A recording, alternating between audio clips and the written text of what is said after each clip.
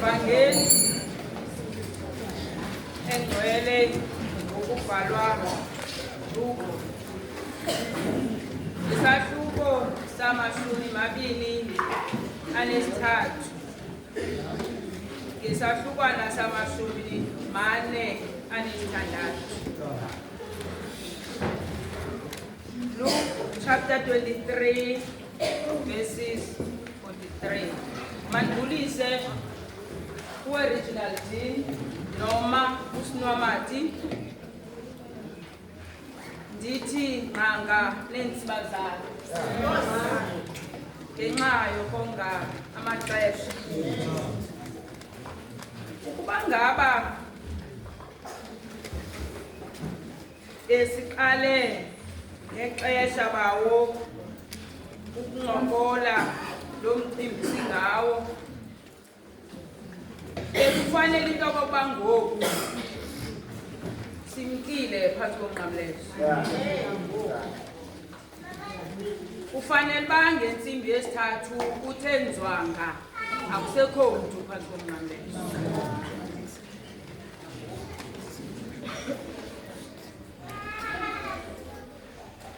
Kodwa ke silapha kuyanyanzeleka into yokokuba singawashiyanga phakathi la mazwi. Lilizwi eli lesixhenxe, ilizwi lokugqibela elathethwa nguYesu emqamlezweni. Uthe apha umzalwane woba xa ebethetha wathi for 3 hours kwintaba yaseGolgotha kwabakho ubumnyama.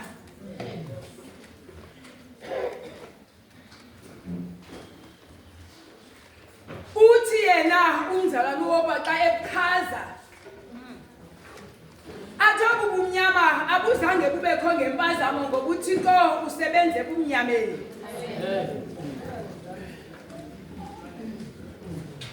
Kodwa ndingafuna ukuthi into eyabangela into yokokuba ilanga licime emini, uThixo wayezama ukufihla ubuso bakhe kwizinto ezazisenzeka,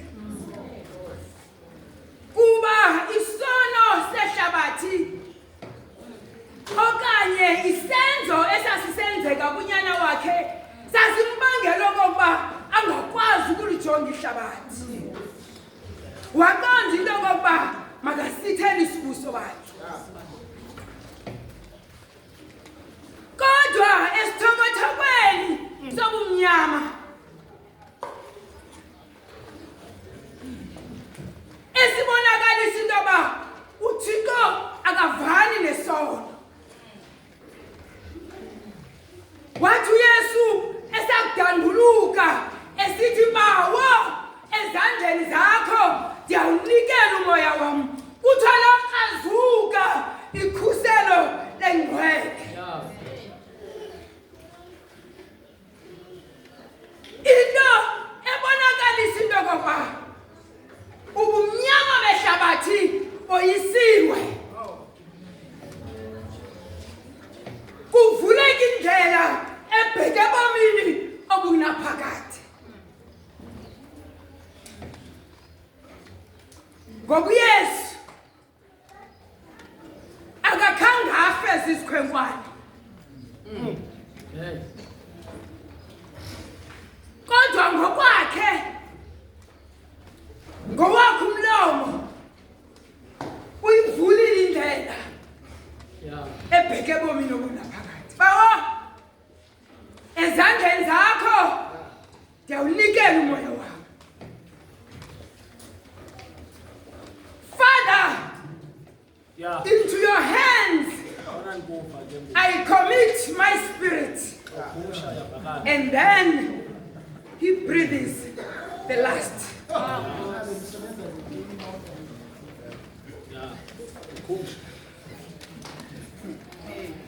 Kufika umzuzu wakuba afu Yesu.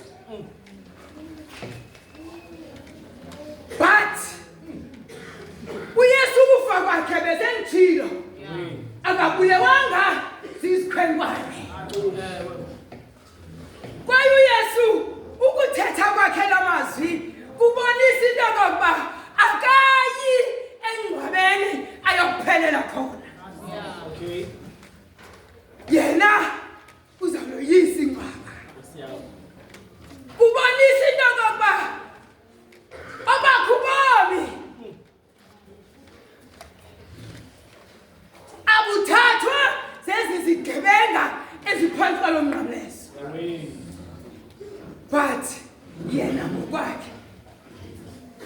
Uke wathi uYesu ka wayefundisa kwezinye zemfundiso zakhe ezaqakanisa amaJuda. Athi ndim uMalusi olungileyo. Athi uMalusi olungileyo ubomi bakhe ubuncamela izimvu.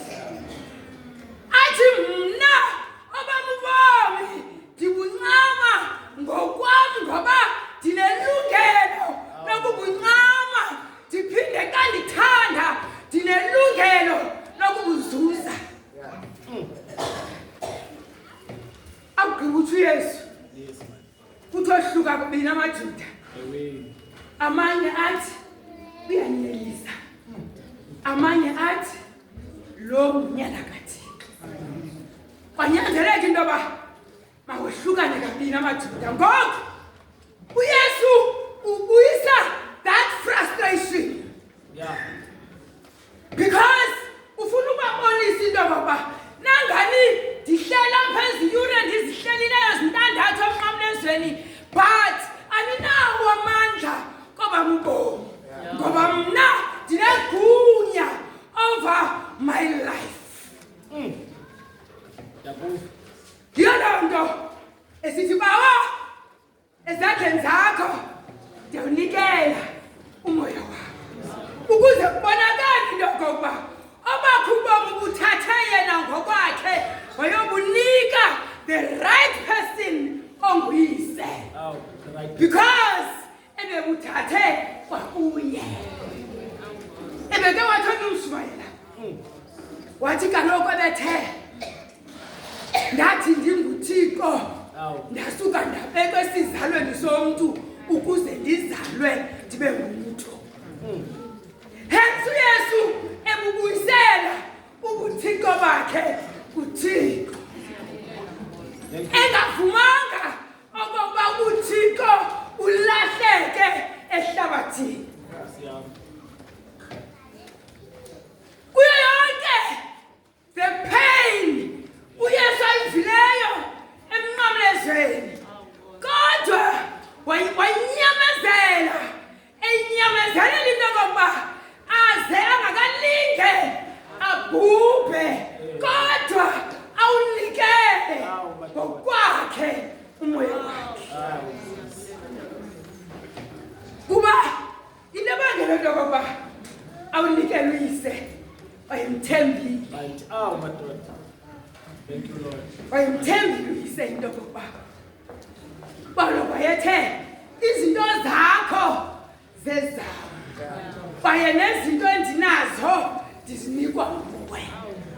Yiyo loo nto uYesu kazawushiya abafundi bakhe wathi bawa abo bundinike bona ndibabuyisela kuwe kwaye akulahlekanga namnye kubo. Nguye yedwa uJudasi yena ungoba kuzaliseka izibhalo. Uba uJudasi wayengamnqathanga uYesu ngesingekho kule ndawo. There was a purpose yokubakho kaJudasi kubafundi bakaYesu. Yena yedwa abe nenhliziyo yodwa engafani nabanye abafundi. There was a purpose so that today sibe lapha kule ndawo ukuze sithi kwimeko esihlangana nazo ezantsi emhlabeni siyazi into yokokuba ukhona umuntu esifanele kukhangela kuye oyimbangi nomgqibeleli sokholo lethu. Kuba kaloku uba ngaba simamele indumiso ithi ndiwaphakamisela ezintabeni amehlo am abona kuvela khona uncedo lwam. Athi uncedo lwam luvela kuYehova ongumenzi wezulu nomhlaba. Uba ngaba ekungazange kube kufuneka uba sikhangele kuYesu, uJudas Iscariot kwayengazange bekhona. Wabakho because kwakufuneka kuzaliseke izibhalo. Ndibona uDavide xa esukelwa nguGoliath okanye esukela nguSawule ebaleka emveni kokuba kuvunywa ingoma emva kokuthatha uloyiso lokubulela kwakhe uGoliath. ngoba uDavide kwindumiso 31 verse 15 esandleni sakho alapho manxeba am ndihlangule esandleni sentshaba zam nakwabo bandisukelayo. uYesu uvuma lo mazwi ngale mini ngoba nazi intshaba zakhe kodwa uyaqonda into ngoba isandla esinomhlangula sisandla sikayise. Bawa ezandleni zakho ndiyawunikela umoya wakho. Kulungile ukwazi into yokokuba sakuqinwa sakuqineka sinayo indawo yokuphephela sinayo indawo yokuzimela sinayo umntu wokumnika iingxaki zethu ukuze angahambi ehlekisa ngazo kodwa abone icebo ngazo. Ngoba mhlawumbi uba ngabe uYesu wayethe surrender to the enemies ezawudlala ngayo ngaphezu kwabezidlile ngayo ngoba kudlaliwe ngaye ethicela athe egqunya ubuso kuthiwe sixelelwa kokuba ubethwe ngubani profeta ubethwe ngubani na but akavumanga into yokokuba until the last moment yobukho bakhe ezantsi emhlabeni kuhlekiswe ngayo.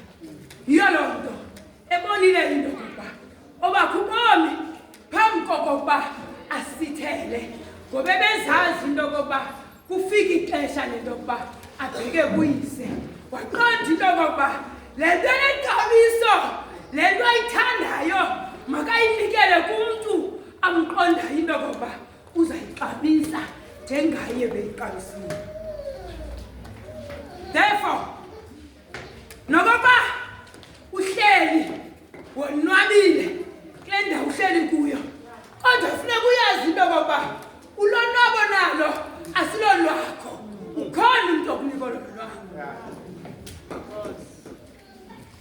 Nokokuba uhleli in the midst of ingxaki you are in the midst of troubles and tribulations funeka uyazi into yokokuba ukhona umntu ofanele ubheke kuye uthe ezandleni zakho ndiyanikele kuyimeko yakho ukuze yena uyayazi into azakuyenza ngayo ngoba sadalwa nguye ayimeko zethu sonke uyazazi. Masambeni ke sisazi into yokokuba obethu ubomi nezethu impilo masingazinikeli kubahlobo singazinikeli kubazali singazinikeli nakubo bonke abantu abasecaleni kwethu kodwa ukhona umuntu esimele kukumnika yena ongasoze adinwe ziimeko zethu umuntu ongasoze athathe imeko yakho okwenza ubuhlobo nomuntu olutshaba kunye naye. Ngoba xa uYesu wayebheke ezinkundleni kuthiwa kukho ubuhlobo obenziwayo phakathi kaHerode noPilato obebusebungekho simply because ufuna ukungathi umuntu. Masambeni ke siyazi into yokokuba uYesu njengoko bakho ubomi wabunikela kuyise nathi ezethu impilo asizinikele kuye ngoYesu Kristu Nkosi yethu. Amen.